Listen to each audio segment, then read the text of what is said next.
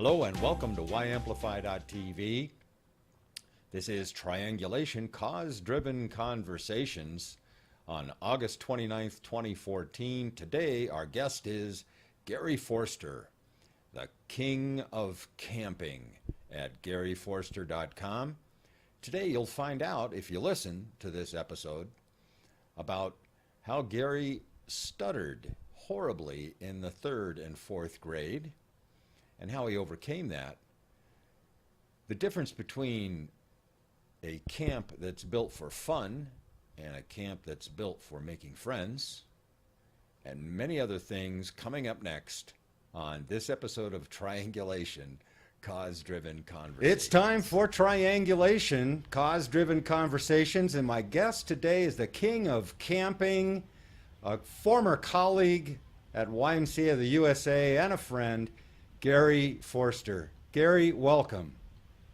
Thanks, Jeff. Hello, everybody. How you doing today? It's a gorgeous day. And where Many are... folks don't know, but we moved to Florida 3 years ago to take care of my parents who are in assisted living down here. Well, you just answered my first question, because I was just going to ask, where are you calling in from?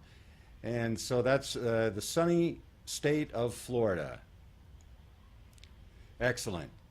So Gary, what we're going to do today is we're going to have just a little conversation. We'll go for as long or as short as we have conversation to fill the space.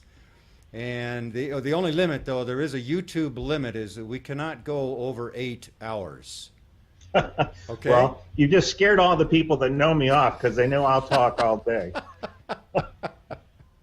So how I'd like to start this conversation is, at first, give us a little background. I know a little bit about you because I worked with you, and lots of people that know you obviously know some of your background. But I saw a little bit. I was wandering around on your website at GaryForster.com. That's GaryForster.com. And I happened to see a reference to an Eagle Scout going way, way back. So I'm guessing that probably way, way back as a little tyke, you were somehow got the itch to be outdoors and had something to do with this camping thing, but I could be wrong. Why don't you tell us how you got interested in what ended up to be a career? As a little tyke, I was one of the 2 guys that was always picked last for kickball when they picked teams, because I just could not catch a ball. And I used to be embarrassed because my mother would take me to Sears and Roebuck to buy jeans in the Husky department. And I had a horrible stuttering problem all through school. Some of my worst memories are in 2nd, 3rd, and 4th grade. Just not being able to get the words out. The harder I tried, the more I thought, couldn't get the words out. But I joined Boy Scouts at 11 years old and found there was a place where I didn't have to think about what I was talking about. I could learn stuff, do stuff, demonstrate, learn from kids my own age, not just teachers, and then teach other kids. And so that worked really well. Still had the stuttering, but just a lot more comfortable in the Scouts. And we'd meet weekly, and I loved that. And so at 15 years old, I was invited to work for the YMCA. So my first job was at a child care center, site director. Oh boy. At 15, I had 35 kids and me for an after-school program. And from 3 till 7 o'clock, kids would come and they'd pay cash, 25 cents, and I'd collect it in a big canvas bag. And then I'd program in the gym or out on the playground. And it would be some playground games, it would be some scouting stuff, and lots of just fun activities. And at the end of the week, I'd bring my big canvas bag of quarters down to the YMCA, and they would cut me a check for a couple dollars at 15 years old, which was not as much as I was making mowing lawns, but it was a lot of fun. And so then in summers, I started being a day camp counselor. I did that for a couple years. Then resident camp when I graduated high school. And that was really the turning point, my first year working at a resident camp. I wanted to be a scout executive, but they didn't pay well enough. I actually got a salary, a decent check working as a counselor at a YMCA camp. And back then it made all the difference in the world. The tuition for Kent State University, where I was getting a degree in architecture, was $235 a quarter. Ooh. So even a camp counselor's salary back then made a really big difference. So that first summer, one thing that was a little different about the YMCA camp from Boy Scout camp is that we sang a lot of songs. And so I'm there at camp, and I'm about halfway through the summer, just singing my heart out with all the rest of the boys, and realized I wasn't stuttering anymore. Wow. Singing camp songs, being at a place where it didn't matter how crazy you were. In fact, you got bonus points for being as crazy and as original as you could be. I didn't have to think about what I was saying. And as a result, I stopped stuttering. Wow. So when I went back to school, it would come back a little bit, but it was never like it was in elementary school again. So I had a debt to YMCA camping from that first summer as a counselor that I thought, I don't know if I'll ever be able to repay this. So I continued to work for Y camps in the summer while I was getting a 5-year degree in architecture. And in fact, I'd probably be an architect today if it hadn't been for the 1974 Arab oil embargo. My parents had had enough of me working for the YMCA. And so I'd gotten my first summer job working for an architect. And I got in for my first day of work. They showed me my drafting table, and I got out all my tools.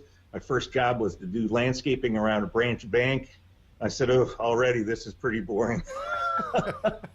At 11 o'clock in the morning, the head guy, the head of the architecture firm, who I knew from scouting, said, Gary, let's go to lunch. And I'm thinking, 11 o'clock? That's kind of early.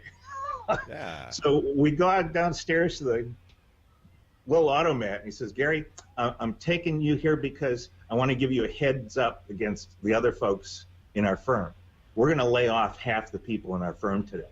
Not just the part-timers like you, but full-time folks that have worked here for 20 years.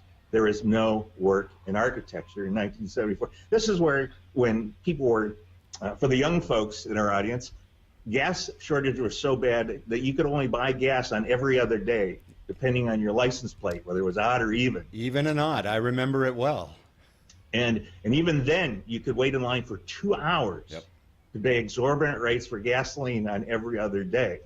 And so as a result, the economy was just in the tank. And so I was so depressed, and I went back, and I hadn't moved out of my apartment at school yet. Got back there, and what am I going to tell my parents? I've been fired on the first day of work. When my camp director calls back, he says, Gary, I know you told me you wouldn't work for me this summer, but I am desperate. I'll pay you more than I've paid you ever before. I really need you to take these kids backpacking in Colorado and take them all the way out to the Mount Rainier. And I said, oh, geez, I don't know. How quick do you want me there? So that was a turning point where I realized that there was another hand in this whole operation as to what I was going to do. And from that point on, I felt better about what I was doing in the summer, that I realized that there was something, even in a bad economic time, that's something that was really important. And doing those things with those kids in small groups going around the country, I realized I was making a big impact in their lives. Wow. And so didn't turn back.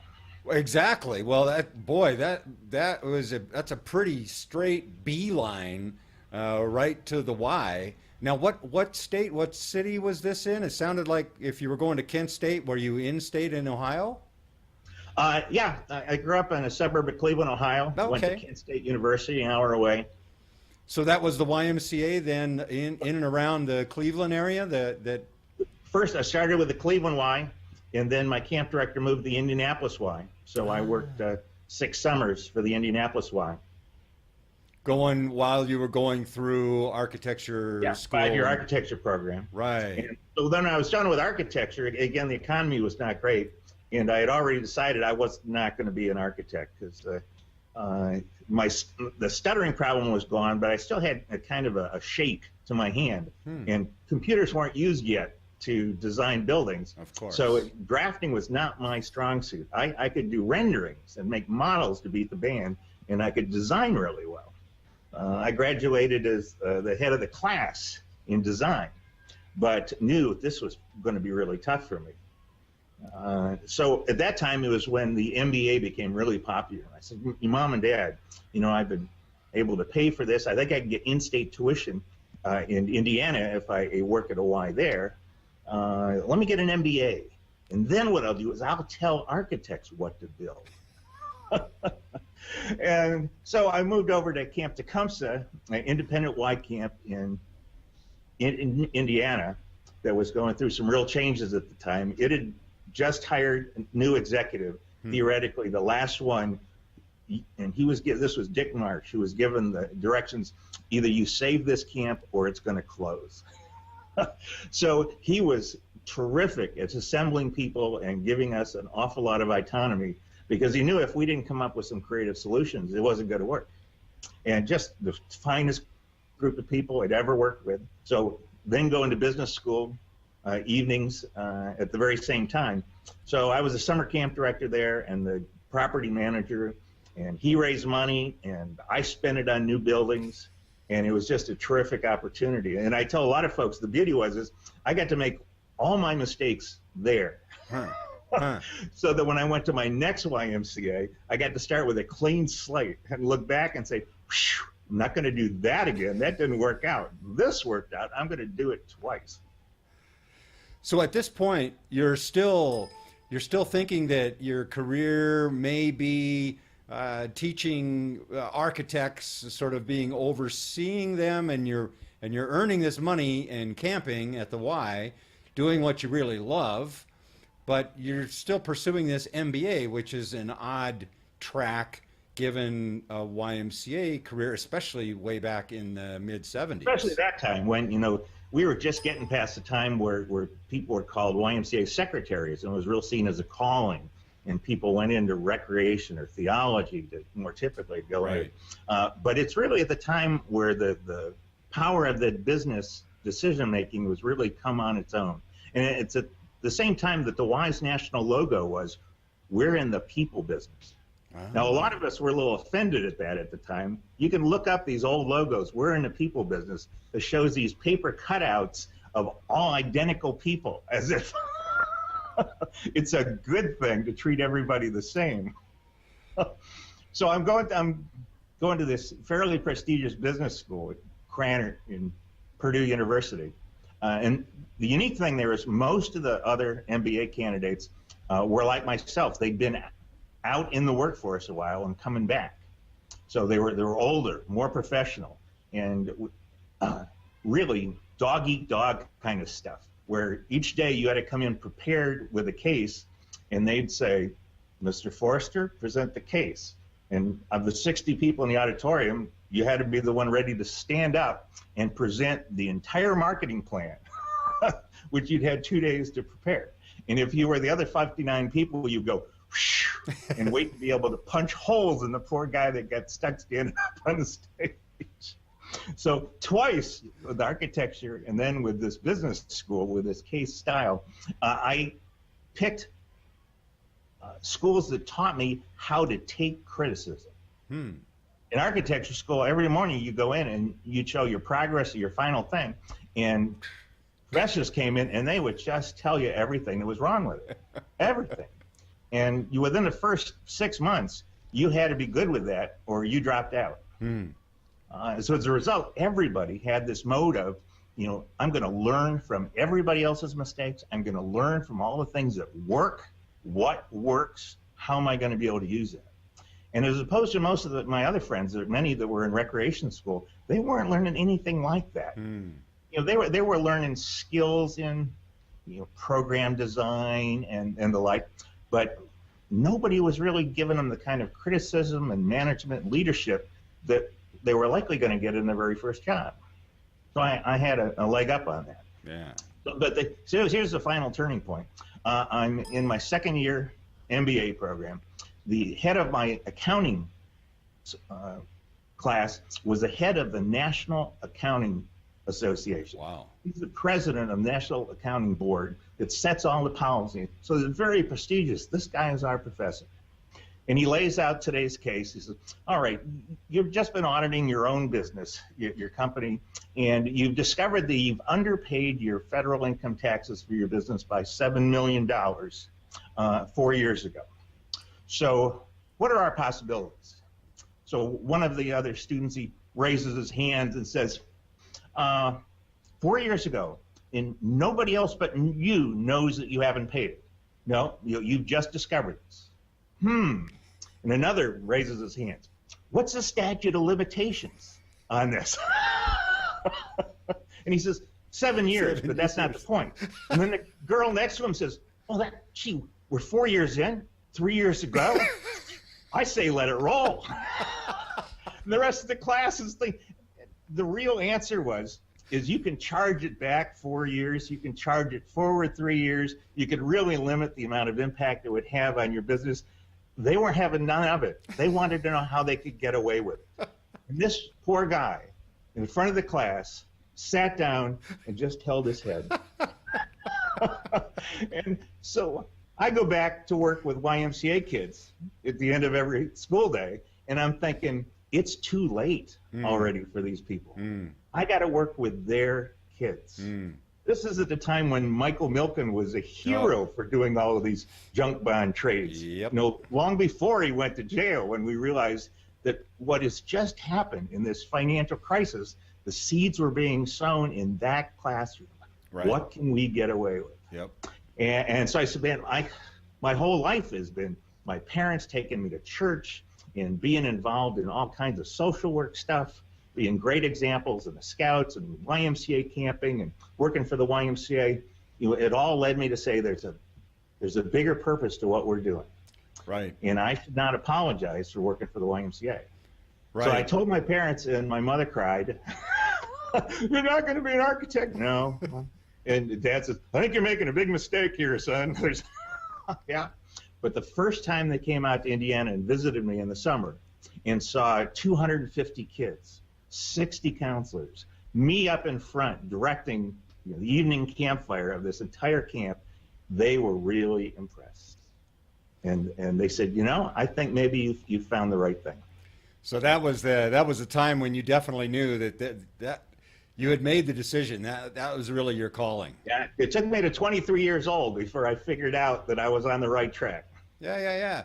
But it also sounds like you caught a glimpse of that from that MBA class example of values.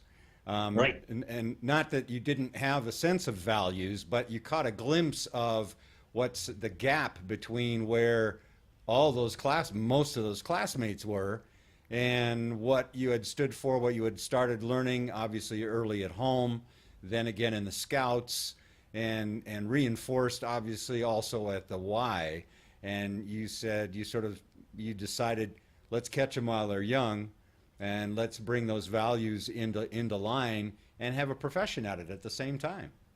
And again, I was so lucky at this time because in management theory, it's when Tom Peters came out with his In Search of Excellence book, All right. which said we need to focus on not the needs of your business, but the needs of your customers.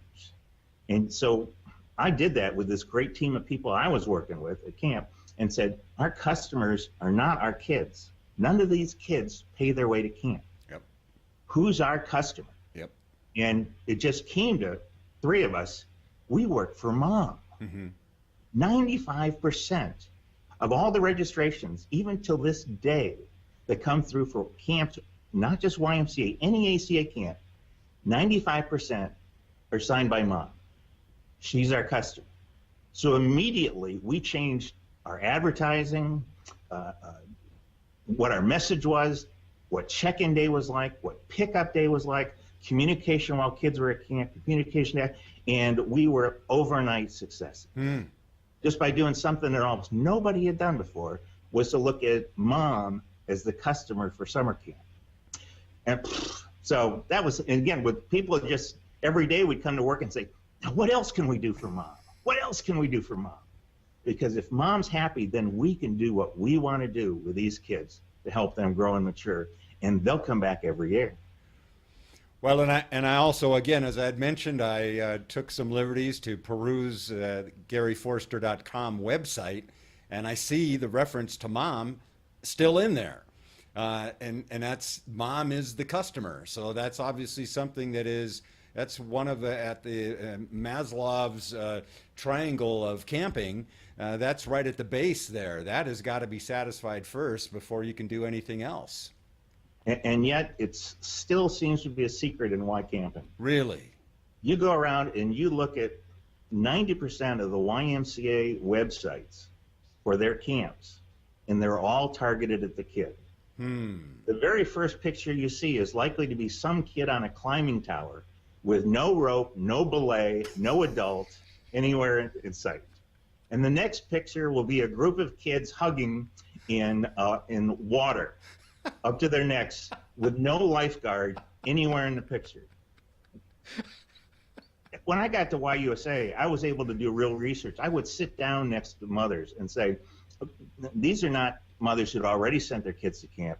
We sought out mothers who were just calling to get information. Would you mind, could I come over? I want to, so look at these brochures. Tell me what you look at. Tell me what you see. And in every case, the mother would say, there are no pictures of counselors or adults in this entire brochure. Don't you have any? Ooh. This was in 2001. Wow. Right? And so I go back and I start telling camp directors, do you understand this is what moms are saying? Safety's their number one issue. They're really concerned about who the role models are at camp. And you talk about it, and yet there's not a single picture. Interesting. You go look at why camp thinks today. And again, maybe 10% have really taken on to this idea, and they've done incredibly well. So the strong YMCA camps, who have always really understood that mom is the central point and you got to deliver a really terrific product regardless, they've always done well. They're doing so incredibly well now. Interesting. And so many of the others are just continuing to struggle because they don't get the simplest things right. And that's probably the first step. That's that keystone you talked about, is knowing that mom's a customer and you got to meet her needs first, even when she's first considering you. So as you and this is, I can sense now that this is the experience talking as well. So let me back up just a little bit and give me a quick or give sort of the quick career path for if we're talking to an 18-year-old or a 23-year-old architecture student who's decided that architecture might not be his thing. 1974 and 2008 certainly had a lot in common. And some would say that we're still not out of that sort of depression in terms of jobs, especially for young people. When was it that you made a decision that this was going to be a career? I mean, I know you took once you made a full launch and got I would assume you were the executive director at that camp, that first camp, or maybe not, but start that back, go back a little bit and sort of describe your progression path through a career. Why pick a career in the Y, especially if your mom is going to be disappointed and your dad thinks you're doing the wrong thing? So backing up into the story, so I have that horrible experience in the accounting class to find out that the future leaders of our country have no moral standing, and they're just worried about the money. And yet people like my professor are so dismayed at it, they don't know what to do. And now I've had 2 summers under my belt being essentially the senior program director. I was in charge of the summer program. The parents called me the summer camp director, but I worked again for a terrific executive and with a team of folks that made this place work all year round. And that's when I told him, I said, boss, I want to stay. You know, I'm not going to leave when school's over. Can I stay? Can I come on full time? Can I be a Y professional? Can I join AYP? And he was thrilled at the time. Oh, this is great. I don't have to pay you overtime anymore. Typical. Yeah, and eventually I met my wife there. I was hiring nursing staff one year, and I was lucky enough to work with my best friend, Dave Wright, who is a legend in camping himself. He and I had done trips together when we were younger, as counselors. And he was in charge of the tripping program and had started a huge environmental education program at this camp. And I did the summer camp and the property management and design. So it made a great teamwork of the senior leaders. So we were doing a lot of stuff together. And I didn't have a nurse this summer. It's like our fourth summer there. And his wife, Beth Wright, says, you know, my sister is just now graduating from Yale University with her degree in nursing. I says, I remember meeting her. She'd be terrific. Do you think she'd do this? Absolutely. Well, by the end of that summer, we were sneaking off into the shadows after campfire. And a year later, we got married. Wow. And, my wife's sister, Beth Wright, they had their first child. And then a year later, we're pregnant with our first child.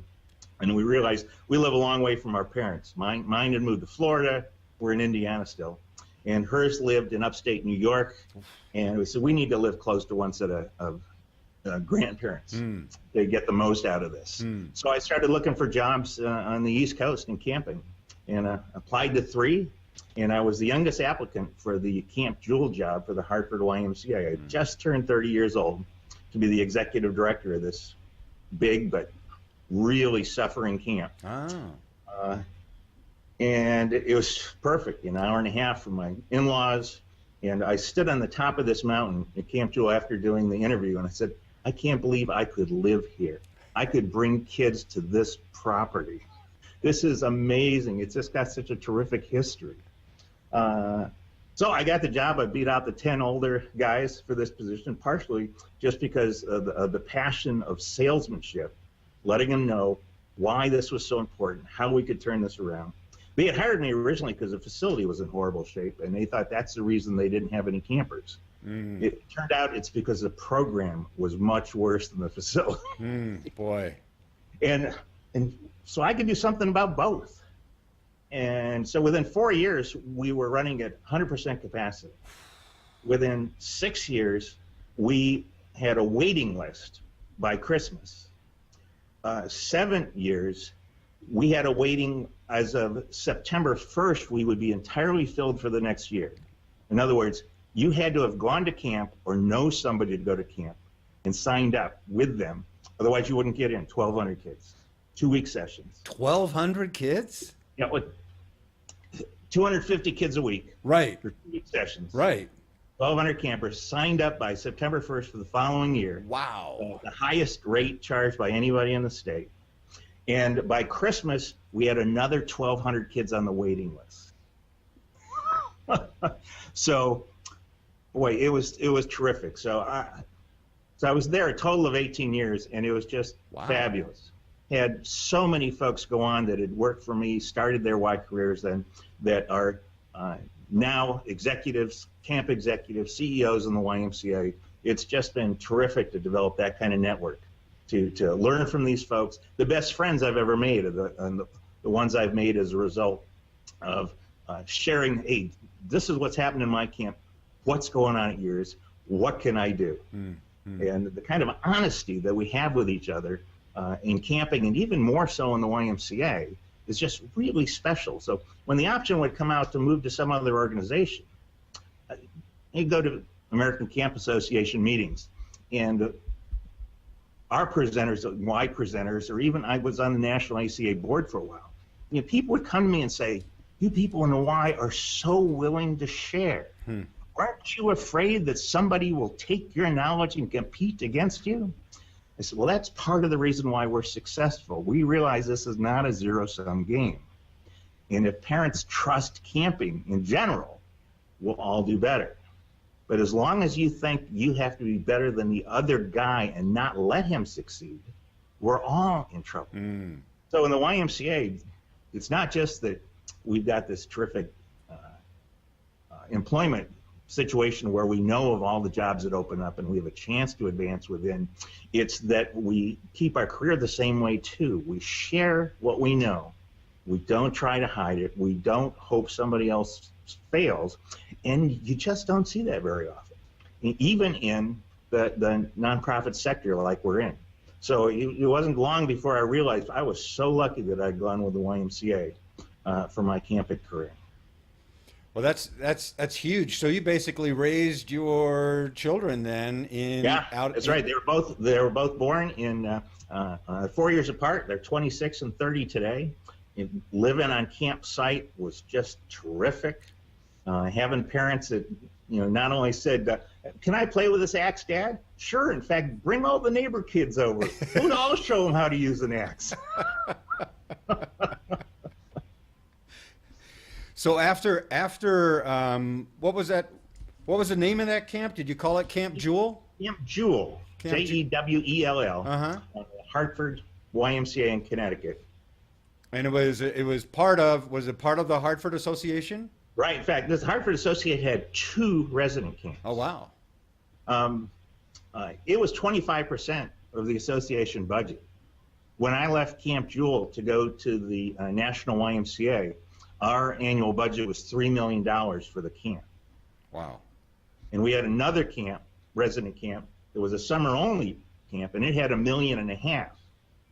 And we had day camps at every operation, and I advanced to the point where I was supervising the day camps and the other resident camp too. And we were all just helping each other succeed. So that's interesting, and that brings up something that I had never thought about before, but I've always associated you with mostly resident camp. But it sounds like you may see clearly it doesn't matter whether it's day camp or resident camp, mom is still the customer, right? Right.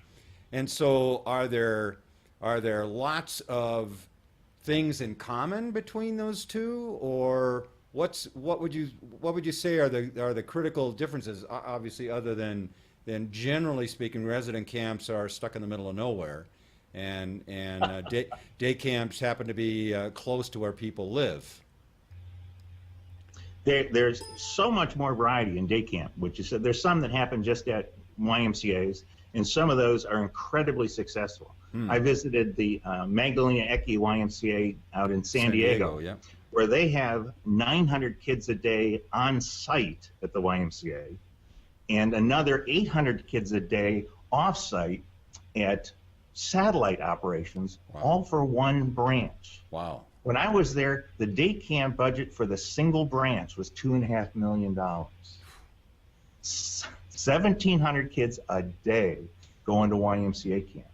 The Y seen as the expert in day camping in San Diego County. If you're SeaWorld and you want to run a day camp and you found out that it didn't work, you called the Y and said, "Would you guys run our day camp?"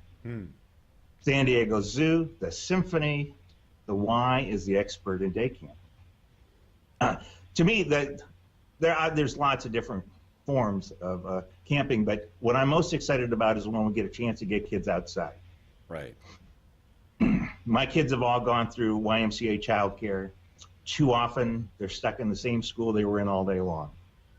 And even though we make a big deal about they get to have gym, they get to do homework study, it's still pretty much an extension of school. They don't spend enough time outside except they're on the same playground every day doing the same playground things. And they're not getting to solve any problems. They're not getting to play with kids as a group to discover and work and solve issues, kinds of things that really great day camps have. So one of the things that good day camps share with resident camps is that I call it the difference between the way some of our child care is run is like the way we run our pools. We station lifeguards, and their role is to watch the kids that are in front of them at that time. And so when my kids would check in for after-school childcare, Mrs. Smith would say, "Okay, now you 80 kids, you're going to go to the gym with Jose. You're going to all get a chance to learn how he does basketball in a wheelchair. And you kids, you're all going to go to the library, the media center for homework. And you kids are going to go do a craft. And you kids get a snack. And every 25 minutes, we're going to rotate you." Nobody knew all the kids' names. Nobody knew our names as parents. We would go to parents' night, and the parents would sit together, and the staff would go sit at their own table. And it turns out this is real typical. We don't know a lot better. when you go to a good camp, the first thing that happens is, Jeff, we're so glad you're here. Let me introduce you to your counselor, Bill. Bill, this is Jeff. Jeff, I've been waiting for you. Come on in. Hey, Joe, could you show Jeff his bunk? I want to talk to Jeff's mom for a minute. Hey, I'm so glad you signed up. What are you hoping Jeff's going to get out of here? You go on in there, and they show you which bunk, fill you in. Counselor says, make sure Jeff learns the secret handshake of Chippewa cabin and the camp cheer. And I'm thinking, Jeff is thinking, how lucky could I be that I got in the best cabin with the best counselor? He knew my name the minute I arrived. The other kids who were already there were looking forward to showing me how everything worked because some of them had been there the year before. Completely different than the way we run swimming pools. The best day camps are run the way we learn to swim, not the way we run free swim. Right. And so if you can throw in the fact that outdoors are something magical that can really change kids' lives just because they get opportunity to be outside where it's green and fresh and all the things that are accompanied by that, that's the beauty of whether it's day camp or resident camp, or if it's even part of a child care program year-round. Those two things. You assigned a team leader, call it a counselor or whatever you want, and that group of kids, your group of 10, 12, 14 kids, travels together, learns together for a big piece of the day. You do that, whether it's day camp or resident camp, you're going to have some pretty magical results. The other piece, though, that there's often seen a little bit of a competition at WISE between day camps and resident camps. You know, a resident camp will go to all their branches and say, you should send kids to us. And often the branch executive say, well, I don't want to do that because those are my kids and I don't want you getting that revenue. Right. Following the data really helps. Of kids that go to Y day camps, only 5% go to Y resident camps. Wow. Now, a big piece of it is economic. You know, to go to a Y resident camp costs more than an annual membership at the YMCA. Yep. It's a big ticket item to go away to camp. It's a big commitment for mom to say, I'm going to put my kid's life in somebody else's hands, not just for the day, but for a whole week or two. And then, because it's so much more expensive, it's less likely that it's going to be used for childcare. Because it's only going to happen for a week or two, if at all, where your kid could stay at day camp and go for 3 or 4 weeks for the very same price. So as a result, it's typically two different markets. Even in day camping, we found out that there's two separate markets for day camp. Back when I did the last day camp study in 2007, and I'm sure there's updated information because the folks in camping and research do such great stuff at YUSA. But we found out that on average, half the kids that went to Y day camp went for less than 4 weeks, and half went for 4 weeks and more. So when I hear people say, well, daycare, day camp, that's just summer daycare. Well, it turns out for at least half of our customers, that's not the case. Right. They've only signed them up for a couple weeks so that they could have the experience of going to camp. People don't even sell that. Right. But likewise, on the other hand, half of the people really, it's a big piece of their summer. They're making a commitment because they need their kid to be watched every single day. Right. And so half of it is childcare is a big component too. So as a result, you know, a YMCA resident camp says, well, we ought to be getting more of our kids from our local Ys. We need to get the day campers that, well, again, on average, only 5% of day campers come because it's a separate market. So there are some kids there, but not a lot. So that's only one place to look. The other alarming thing for many folks is, on average, only 10% of the kids that go to Y resident camps are Y members. Oh, wow. Wow. Yeah, everybody's always shocked when they hear that. You ask any camp executive, and they say, well, yeah, 10%. And the other people in the room will go, what? And young camp executives will say, well, that's because our branches are really dogging it. You know, they don't send us any of their kids. And I say, okay, let's pull up their program. How many activities do they have for 11, 12, and 13-year-old kids at their Y? Well, there aren't any. The average Y in the early 70s gave up all program after 10 years old. Yep. We specialize in Pee-wee sports and anything that's around our core of childcare. Yep. We keep those childcare kids busy until they go off and join the youth sports leagues, which are really premier in so many towns. And when parents don't need after-school childcare, resident camping is expensive. YMCA childcare is unbelievable. Parents pay tens of thousands of dollars for the YMCA to house their kids safely before and after school. Yep. People don't look at it in those terms. When kids get to be 10 years old and they realize they won't be looked bad on if their kid can stay home alone, they not only drop their measly Y membership, they're dropping $10,000 to $20,000 a year for those kids to be going to childcare. Right. And likewise, 12-year-old kids can join our Y to do what? Tell me the programs. Well, they could go to the fitness. Yeah, they could, but no. Y camping has become the program for young adolescents and teens in the YMCA. It's more so day camping than before, as kids stay in day camping longer, but it has always been resident camping. So the prime years for resident campers, 11, 12, and 13.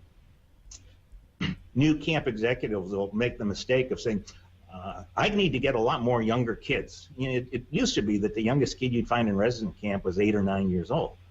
Well, now you'll often see resident camp will take kids as young as 6 or 7.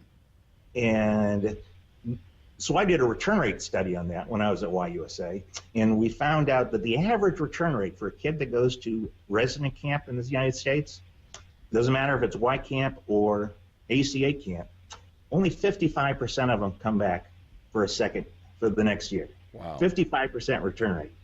That's horrible. That's the biggest problem I had with working on the ACA board, is I said, we need to fix this before anything else. We have, it's like Coca-Cola having a product that tasted like vinegar. Right. Half the people spit it out and said, I'm not buying another bottle.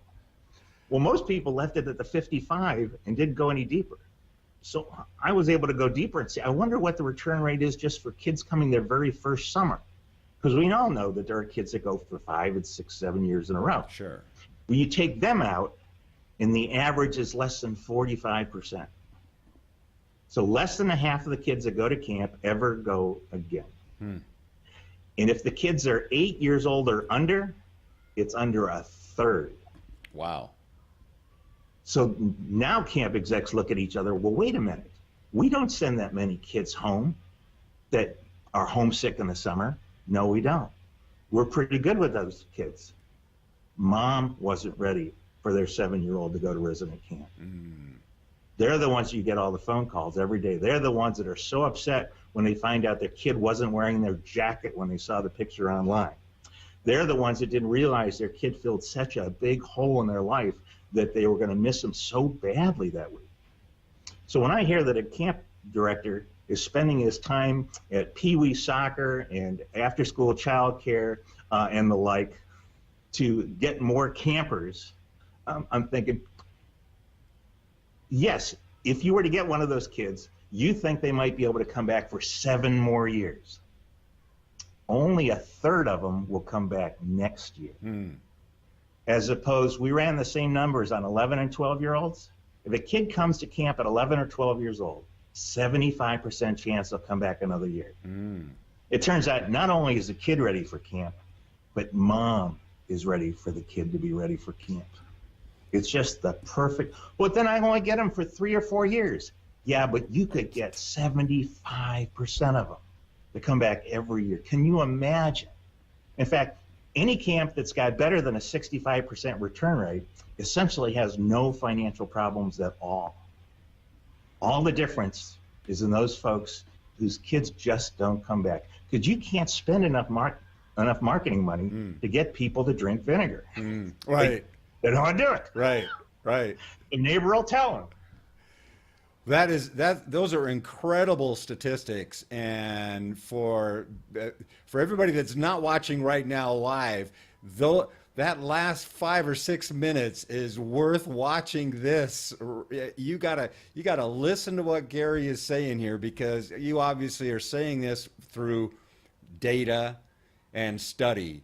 This is as well as anecdotal experience to back Right. up the data, but it's not just a gut feeling. This is information that you have that is based on real facts. You know, there's an interesting thing that I'm seeing here, Gary, and that is it possible, because I've also noticed, having just come back from Estes Park in the from the World Council, the 18th World Council, where their emphasis was on youth empowerment. And I know 11, 12, and 13 is younger than the youth empowerment age range than they were targeting, but still, it was my same point, which you just brought up, is that we don't serve youth. I mean, we serve young kids, the child care kids, but exactly what you just got through saying is we don't have programs. We have very, very few programs for teens while they're in high school. There are some teen departments and things like that around the country, but mostly after teens, we don't do anything. And I'm seeing, and maybe you have some data that backs this up, but I'm seeing that we've got 11, 12, and 13-year-old kids going to camp, and then we've got a certain percentage of those same kids that go to camp get hung. They get the fever, they get the camping fever, and they want to be counselors in training. And so they come back for counselors in training, and some of them come back to be actual counselors, and then some of them do exactly what you were doing during high school summers and that. So do you think the Y serves, that camping in the Y serves a role as probably the premier program for that age range?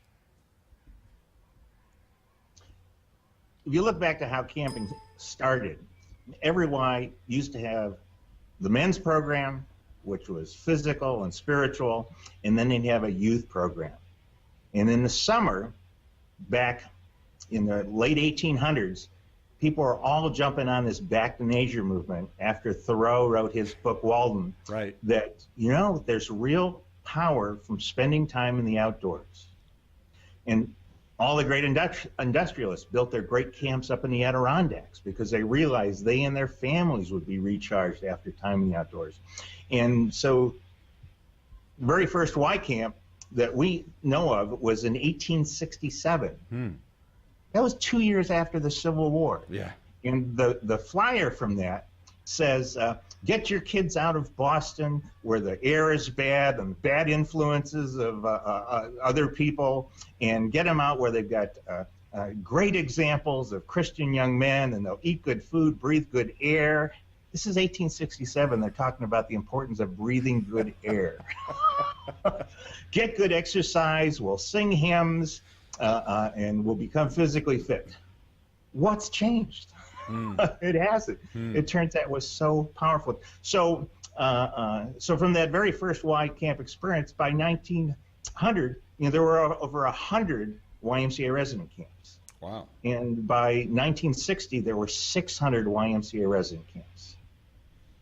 So half the Ys in the country had a camp. Yep. Today, we're down to where there's 300 or so resident camps. What people don't realize, though, is half of those are still owned and operated by single unit YMCAs. Not a big Metro Y. In fact, many of the big Metro Ys gave up their camps long ago to sell the expensive property to cover debts. Single unit Ys that own a camp, because what they found out is the way camp was in the old days. They would take their youth department to camp. They'd take all the program directors. They'd take volunteer parents. The woman from the front desk would come to camp to be the registrar. The woman from the kitchen would come to camp and cook the meals for the week. People didn't used to do ropes courses in the old days for team building exercises. They used to put on camp. And they would come back. The old guys would tell me stories about how they would come back from the week at camp. The general secretary, the front desk lady, the cook, the volunteers, the program directors. And for the rest of the year, there was a glow left over on their feelings for each other and for all their kids as individual kids as a result of the time they spent together at camp. It made their why stronger. So the best Ys today that have their camps, it does the same thing. They're the ones that still have Ys men's clubs and still have lots of volunteer events, family events, big donors to the program. And one of the times I get asked as a consultant to get involved in a YMCA is when they've just done their capital readiness campaign and found out that their donors want to give to camp and it wasn't one of their projects.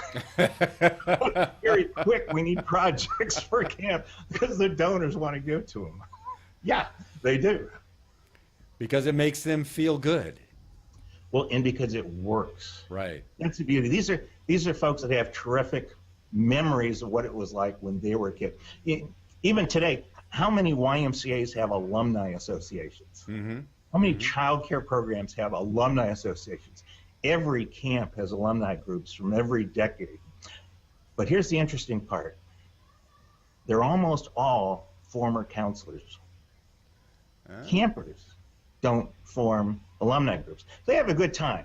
I mean, we do nice things with kids. And, you know, we've done some great research to find out that the outcomes that are developed from kids that go to camp.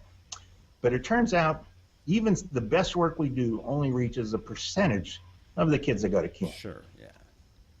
The kids that work at camp, 15, 16, 17, 18, 19, 20, 21, 22, 23, life-changing to 95% of them. Wow. The single best program the Y has ever created is not camping. It's youth employment at camp. That is the single most terrific. You look at how many board members of Ys traditionally have come, not because they went to camp, because they were a counselor at camp. They were given responsibility at an age that they never would have had in any other job. Life or death responsibility. To design program, to come up with new solutions, to be creative, to be rewarded, to manage other. Who else at 19 years old gets to manage somebody else? To deal with customers like parents, to have to write reports and write plans. And so it has for over 100 years now, has been the single best thing we do. And the frustrating thing is we raise no money for it. If you look at the things we do right, and people are always wanting, what can we do for teenagers? Well, we've been doing it. We could do it more. If we could hire more kids to be a part of these summer programs, whether they be day camp counselors or resident camp counselors, I get so frustrated when we hire a bunch of international counselors, not because they come from really interesting, culturally diverse countries, but because they're willing to come from Great Britain and work almost for nothing. And I mentioned that so many great YMCAs, their board of directors at the strategic times, most of them were made up of former camp counselors. That's not going to be the case 10 years from now, because so few of the local kids are being hired to work at their local Y camp. The internet, which I used to say, oh, it's the greatest thing. I can hire kids from all over the country. I can hire them all over the world. You look today, we all brag about it in our brochures. Yep. Might as well just say we're shooting our camp and our Y in the foot, because all that local emotional involvement that used to draw the biggest donors, the biggest leaders, we have given it up because it's easier to hire somebody from farther away than to spend a little more time and a little more money to get folks from the town who actually built our Ys, built our camps, make the donations every year. The best thing we do, we don't do for our own towns. Wow, that's pretty enlightening, actually. That's so. There's short-term stuff like Mom is a customer that will change your camp one year to the next. Yep. But boy, there is long-term stuff, like the decline of Indian guides that is going to hurt YMCAs for decades to come. Not just in camping, but in Y leadership and volunteer involvement. because we went for the short view instead of the long view of really serving our community instead of just what made economic sense at the time. So it's almost like I'm hearing you say from a local hiring perspective, it's kind of relates to how many of us talk about consumer products, where they're made, and there's a whole buy in the USA Right. segment. Buy local. Right. So I'm hearing Local. I'm hearing hire local, really, and If you're in it as your own business and you were a for-profit, I'd hire wherever you can get the best people. sure. But if in the long term, you were bought and built by a local group of volunteers Yep. who really wanted their efforts, their donations to go toward improving their community, you got to hire your staff from the local community. Yep. Well, that makes all. Maybe you need, sure, we need to go outside and get new blood, get executives, program directors and the like, but there is no excuse we shouldn't be hiring camp counselors 100% from our own service areas.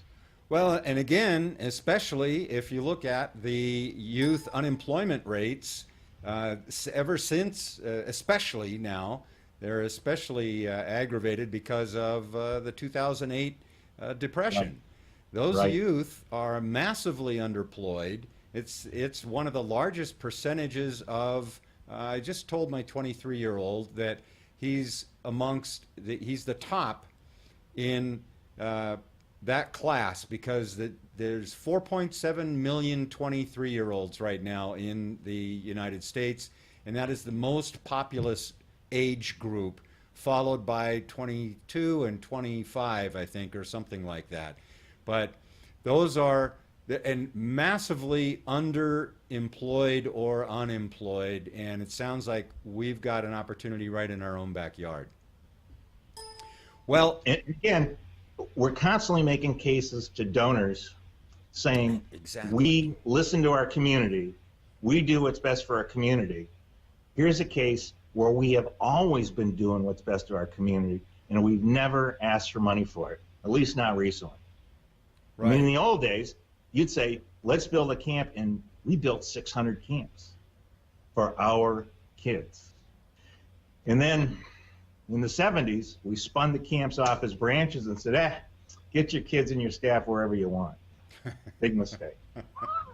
So Gary, what do you think if I'm going back in my notes here, and when you were at that first camp and you had 60 counselors you mentioned and 250 kids, and now if we're looking at, again, the numbers of about 300 camps, what would you say is that employment then, average number of counselors at a particular camp over the summertime? I hate to be quoted, but I think it's in the neighborhood of 75,000 people. Wow. Just working at Y camps as Wow. summer jobs.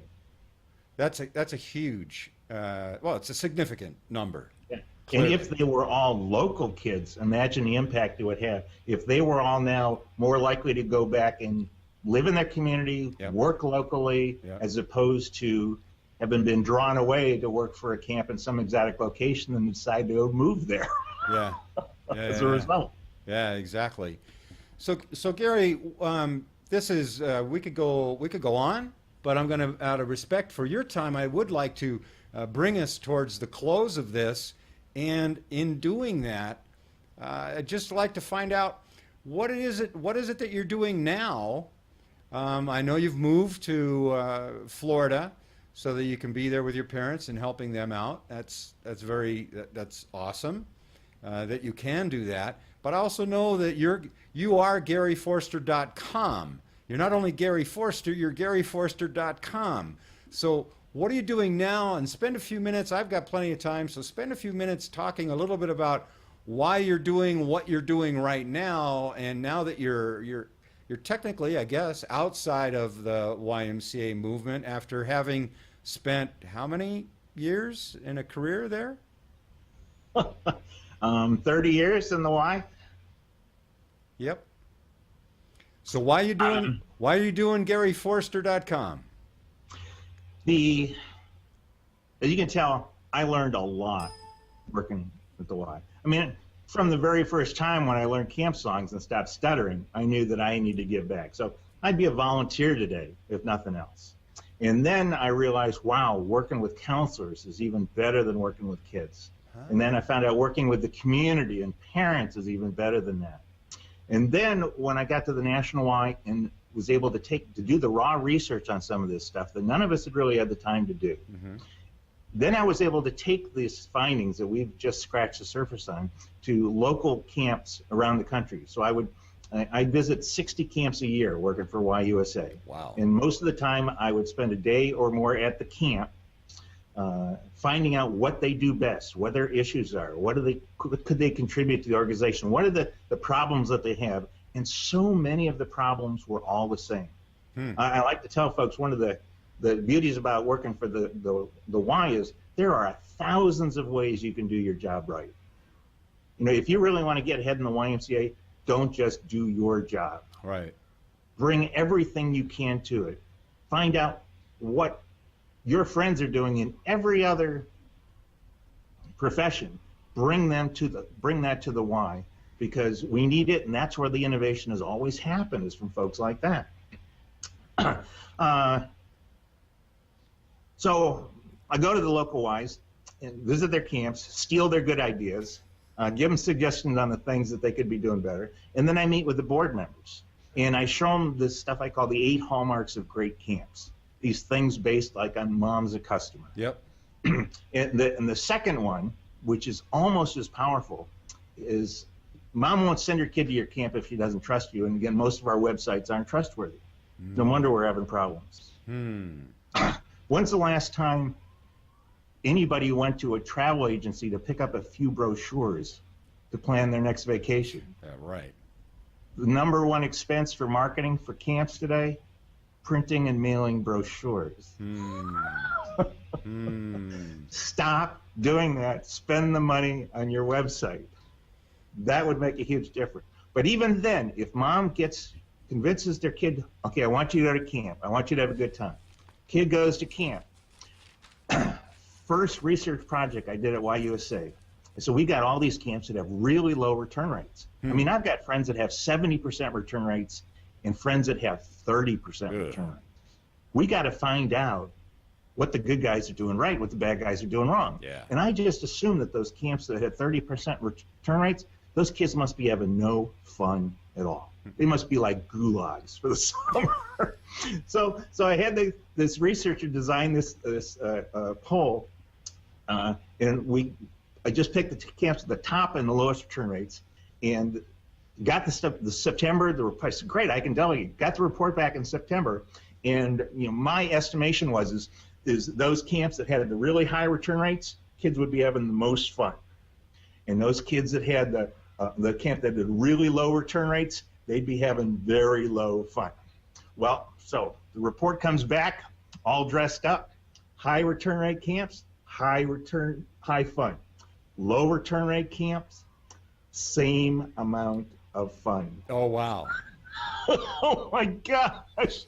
I can't tell you how much time camp people spend talking about how to bring more fun to camp. What's the new fun thing we ought to be doing? I get calls all the time. Where can I buy more fun? And it turns out that's not why kids want to come back. So I'm panicked. I mean, I'm new on my job. I moved my whole family to Chicago. I think I'm going to get fired when somebody finds out. Quick, before Carmelita Gallo finds out, what can I do? And he says, well, obviously you didn't ask all the right questions. You helped me design that question? What do you mean? Well, what can I do now? He says, well, take this survey and turn it into a poll. Call the folks. We have all their names and phone numbers. Call them up and ask them follow-up questions. And again, this was something nobody had ever taught to me before. That if you actually call somebody, you get better data than if you just send them a form. Yep. So for the next 4 days, from noon until 8 o'clock, I was holed up in my office dialing nonstop. And I called all these camps with the low return rate and said, Mrs. Jones, can I talk to you and your son Billy? Sure, you fill out a survey. Absolutely. Billy, did you have fun at camp? Yeah, I had fun at camp. What are you doing next summer? Something else fun? Something else fun. I heard this over and over until it dawned on me, fun is a commodity. We think our YMCA fun is better than going to Six Flags. better than hanging out with their friends down at Starbucks over a Frappuccino? It's not. On a fun scale, it's like milk. You can buy it anywhere you want. Mm-hmm. And as long as we were hanging our hat on, let's just have fun, there was no reason to come back to do the same fun again, or the same kind of fun. I mean, even Six Flags, if they wanted to come back, they have to spend millions of dollars on a new roller coaster and millions more to advertise it. Sure. Even then, it's a 60-second ride. Yep.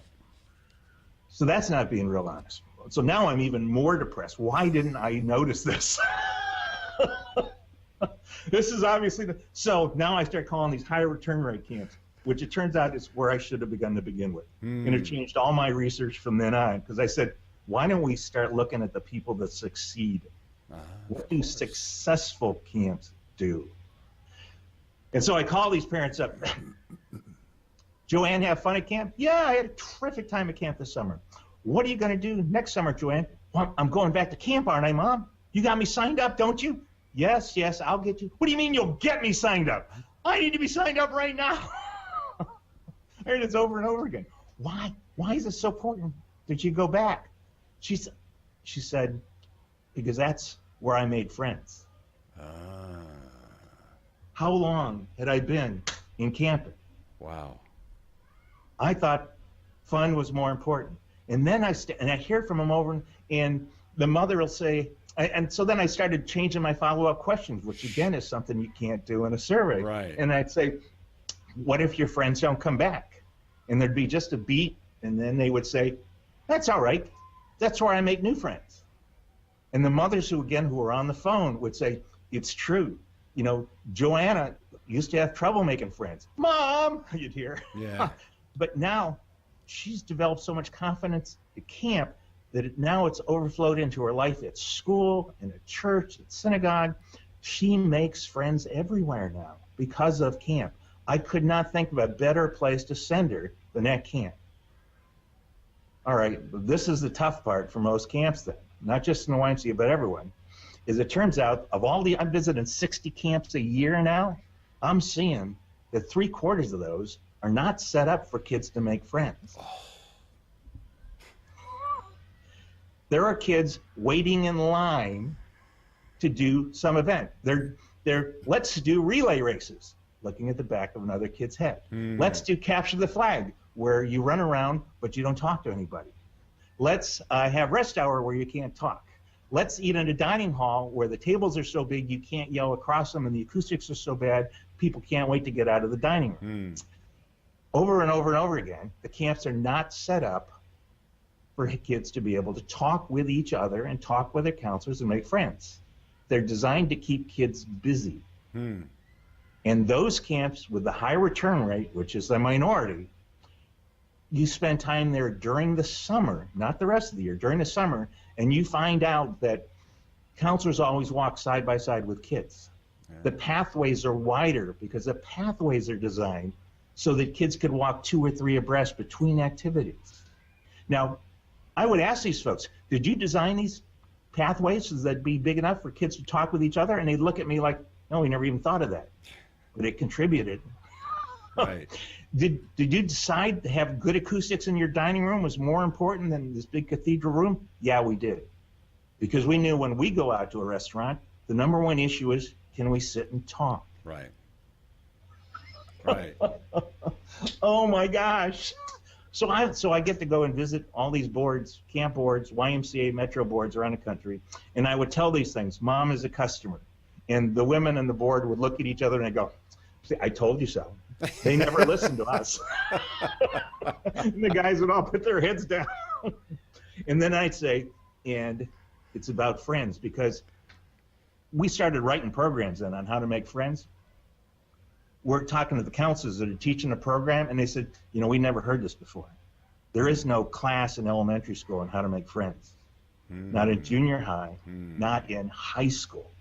We have never been taught how to make and keep friends. And yet, where do wars come from? Divorces, neuroses, all of these insecurities come from. The huge amount of stuff we spend on cosmetics and clothing and stuff. The basis is most of us were never taught or learned to practice how to make and keep friends. And a small percentage of camps have been doing it all along. And so those kids, their mom was satisfied to send their kid there. They brought their kid, they felt safe. Then their kid said, Mom, I gotta go back. And those two things. And so these board members, all again, typically business people, would sit around the table thinking, this is just like my business. And they'd be looking at the CEO and said, you said the YMCA was different than my business. And they look at the camp director and you said we wouldn't understand camping. We should have been paying more attention all along because this is how the best businesses are run. I think I could help you. And in fact, they all can. And I said, you don't need to spend a ton of money on a capital campaign. You need to fix your operations right now, and we can all be a part of that. So it's just so empowering to realize the original structure of the Y, volunteer leadership, tentacles running out in the community, research because we got a big enough organization we can know stuff other people don't know, people that work up from job to job and get better at it. If we do what we were originally good at, that the best we're good at, it works. It works. And yet 75% aren't doing it. Gary, that's fascinating. And I've got to believe that deep down inside, you already knew the answer when you were doing all this research and sending this survey out, because you just got through telling me that you had 1,200 camper kids lined up and full, not only in December, but in September for the following year when you were at Camp Jewel. So you knew this stuff, but it helps that somebody has to articulate it. Sometimes these people will know these things, but they don't realize they know it. And so now you are kind of a voice for these people to say, like you said, well, your paths are set up perfectly. Did you do that by design? Well, what do you mean? Well, they can walk 2 by 2 or 3 by 3, arms around and intertwined with each other, and the kids are making friends. So sometimes it just takes somebody from another more objective perspective to walk in and state the obvious. And obviously you realize that once you asked the right questions to the right group of people, right? Yeah, and then practitioners to take that and really run with it and develop the future. We have some just amazing camp executives and directors that have taken these basic framework, which is not rocket science. Like you said, we should have known this stuff inside it. I mean, we kind of did, but we weren't acting on it. Right. We weren't measuring it as the most important things. Right. And so that when these executives have told their staff, this is what I'm measuring, this is what I'm looking for, the kinds of things that those camps are doing now, these are camps, again, filled a year in advance. Yeah. Through this last economic downturn, they were raising money, building new facilities, expanding capacity. At the same time, otherwise were selling their camps. Enrollment was going down. And if they just weren't looking at these really simple things, we try to make it too complicated. Yeah, well, it sounds to me like GaryForster.com, that's your continuing mission under your own brand now, but you're doing the same thing that you've been doing for 30 plus years. Before I could only do it for YMCAs, because contractually that's who I work for. Sure. And so when church camps or Girl Scouts or whatever would ask me for help, I say, I come on my vacation and stop by, and I can answer phone calls, but I can't actually go and do a board presentation for you or do an assessment of your facility. So now I can. So I've been able to not only work for the Girl Scouts in many places around the country, and lots of church camps, and many of my good old YMCA friends and clients from before, but even for-profit camps, which I have learned so much from. Oh, wow.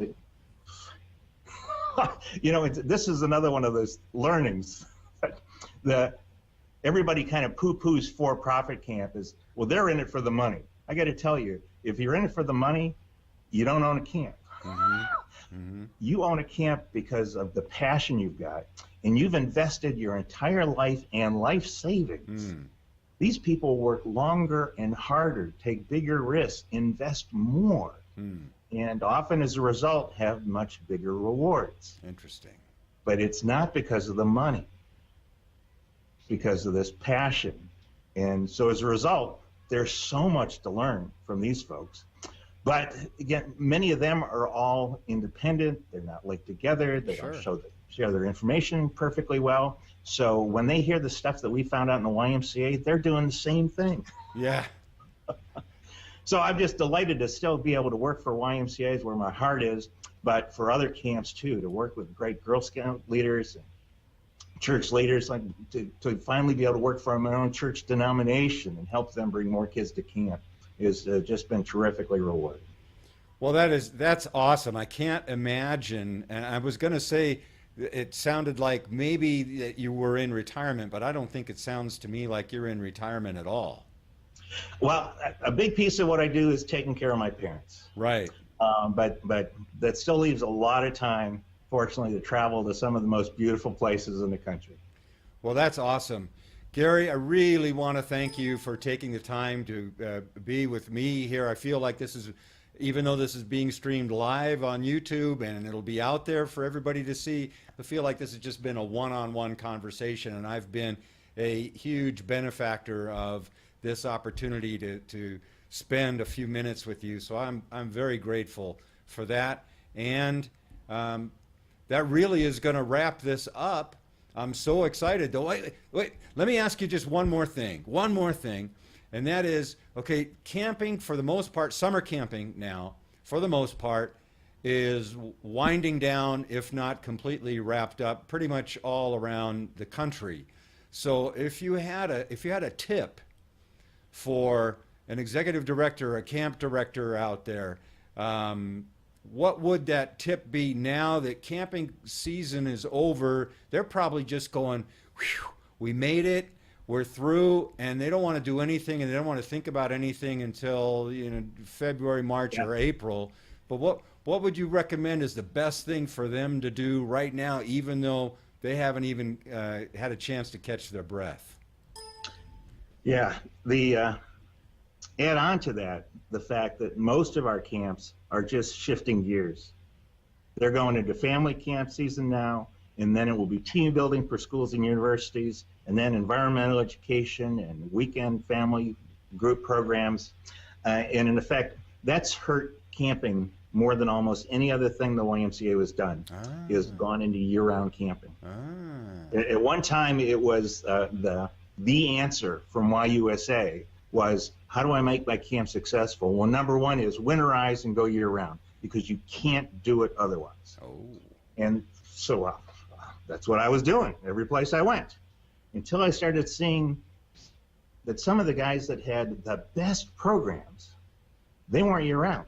How do you have 18 tennis courts and 17 basketball courts and an 85% return rate, and 100% of your kids come from your counselors come from the own service area? And he says, well, what are you doing this time of year? So I'm hustling beds, and finding staff, and I even have to cook occasionally, and I'm supervising people that are cleaning cabins, and I'm plowing snow. And he says, I'm contacting all the folks that I had last summer to remind them what their experience was like, so that they're talking to all their friends about what they had. I'm making sure all my best counselors are coming back next summer, right now, in September, October, November, December. I'm planning to make sure that next summer, when we open, camp looks better than it ever has, whereas your camp is already going to be 4 months worn down by the time you open. That's why I'm already full for next year. And I went,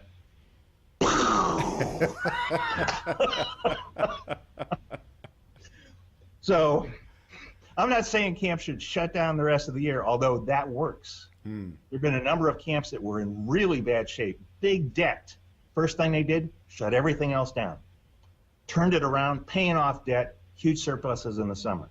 So it really works. But if the things you do the rest of the year are mission driven, if family program is important, environmental education, it's kind of like day camping. 5% of kids that go to our environmental education programs ever go to resident camp. It's not a feeder program. The beauty is those kids never go to any camp. So if they come to a Y camp for 2 or 3 days, that's the only camp they'll ever go to. So what if we have an amazing character development experience as a result of the kids doing it? And we should be raising money for that. We don't raise any money. We actually sell it for half price. So as a result, it's worn down our facilities, it wears down our staff, it hurts our marketing, and we give away for half price some of the best stuff we do, rather than to do what all the nature centers do and raise 90% of the fees. Because they should be doing that. So at the very least, what camp needs to do is take some of its best, strongest people and say, your only job between now and next summer is to, one, tell parents how to talk to their kids. Kids aren't great at telling their parents what they did. Give parents excuses on a regular basis. I'm not talking about sending them stuff once a month because you need to, be in their market sphere. So, they're ready. No, this is part of our mission. We want to change this family's life. You're not done yet. Imagine this way. Our alumni association is all made of counselors. That's because they keep in touch with each other the rest of the year. We keep in touch with them. They develop memories. They took home mementos and stories that we don't give our regular kids. What if we kept our campers, treated them like counselors?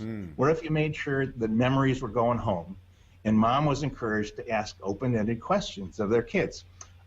I saw on the website that you guys had chapel every morning. What was the favorite story that you heard? Not the typical question, did you have fun? Right. Yep. Right. Oh.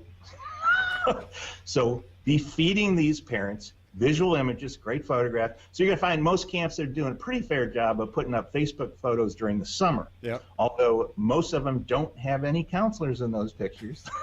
They're unsupervised campers. But now is the time to be sending out pictures that tell story. I mean, you're going through the pictures for next year's website or brochure, and you see a great picture of Billy catching a fish with his counselor. Send it to Billy's mom. Well, I can't do that for everybody. You know the old starfish story? It mattered to this one. It matters to that mom. It could be life-changing for that mom to see that picture, to share it with her family and parents, to tell everybody she works with, this is what happened to my kid when they went to Y camp. That one photo. Well, no, you won't be able to be moving bunks around while you're doing that. You got to have the time to do those kinds of things. And you do those kinds of things, and the camp fills itself. And those people, we spent so much time, we're exhausted at the end of the summer trying to change the kids' lives. Yeah. And then we say, okay, it's in your court now, Mom. Right, we're done. Your court, kid. You take it from here. You can't do that. We're supposed to be child development professionals. We need to continue to counsel and guide these folks remotely. And boy, we have so many tools to do that today that we never used to have before.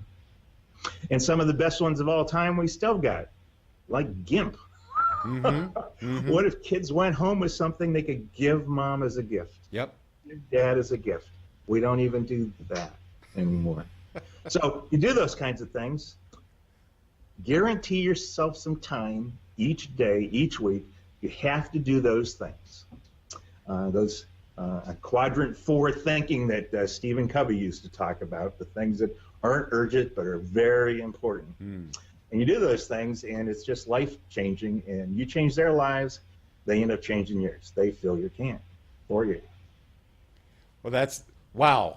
That's fantastic, and if people who are watching this don't watch all the way to the end, they're going to be missing the big secret, which again seems on at face value somewhat obvious, but obviously people aren't doing it. Well, Gary, thank you so much, and I'll look forward to hopefully maybe getting some other camping perspectives on here in another interview, or maybe even a panel interview would be interesting down the road. So think about that, but I really appreciate your time, and that will end this episode of Triangulation, Cause-Driven Conversations with Gary Forster at garyforster.com.